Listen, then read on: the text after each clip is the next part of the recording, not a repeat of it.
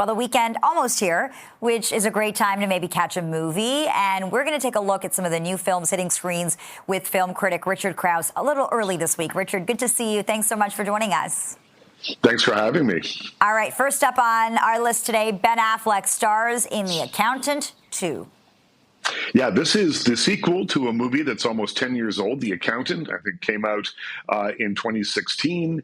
And in that movie, Ben Affleck played a neurodivergent accountant who kept the books for some very bad people, drug cartels and that kind of thing. He's also a very skilled mercenary and hitman. A lot going on with that character. Well, they're back now in a new film called The Accountant 2.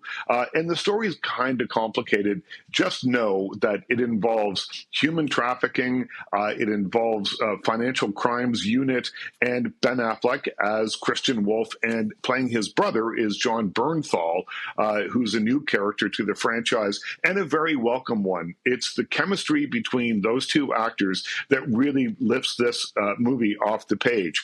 The story is kind of complicated. The action scenes are kind of few and far between, although when they do happen, they're pretty good. But it's their back and forth, their repartee that really sells this movie. They have great chemistry, and together, when they are together, which is a good chunk of the movie on screen, the movie really works well. So I gave The Accountant 2, playing in theaters right now, 4 out of 5 stars.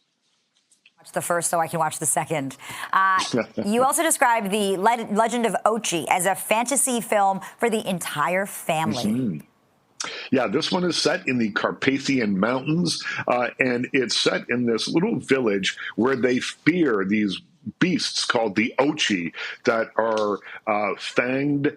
They live in the mountains around this village, and it's rumored that they swoop down into the village at night and steal the livestock, and they attack the villagers. So once in a while, they go hunting for these things. On one of these hunting trips, the daughter of the head Ochi hunter finds an injured one, brings it home, and starts to nurse it back to health, then decides that she has to find this creature, this tiny little creature, it kind of looks like a gremlin, and get it back to its mother's home. So it becomes a road movie, an action adventure along the way, and it's really beautiful. It's like an art house movie for kids. It's got lovely messages about family and loyalty and not judging a book by the cover, and it looks terrific. So I gave The Legend of Ochi, now playing in theaters, 3 out of 5 stars. Okay, looks really cool. Let's talk about the Shrouds now. This is a thriller about a grieving businessman. Tell us more about the plot and your thoughts. Yeah, this is David Cronenberg's latest film and possibly his most personal film. It was written in response to, or inspired by perhaps, the passing of his wife of many, many decades. And he's written a story about a wealthy businessman who, feeling the grief of having lost his partner, creates a new kind of grave where you can watch what's happening inside the coffin as it happens from above. And it's meant to bring you closer together.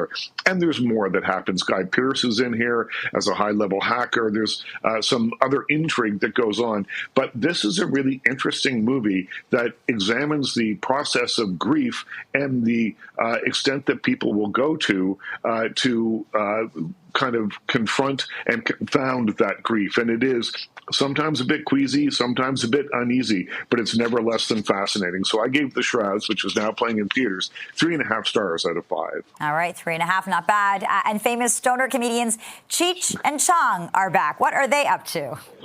Well, this is a remarkably sober look at the career of Cheech and Chong. It's a documentary called Cheech and Chong's Last Movie, and it starts with them as youngsters, and we learn all about their individual lives before they dovetail together and meet in Vancouver in the late 60s and form Cheech and Chong. And it's interesting to see how they found their voice, how they found the Cheech and Chong characters, the level of fame that they achieved in a fairly short while, and how that level of fame kind of tore them apart because all of a sudden it wasn't just two guys against the world. So it's a fascinating look at them. It's a very detailed look at them. So your mileage may vary with this one, depending on how much of a Cheech and Chong fan you are. I enjoyed it. I love show business stories, and this one is packed with them. So I gave Cheech and Chong's last movie, which is now playing in theaters, 3.5 stars out of 5. Oh, that looks so good. All right, Richard Crouse, great to see you as always, and we'll chat next week. Absolutely. Talk to you soon.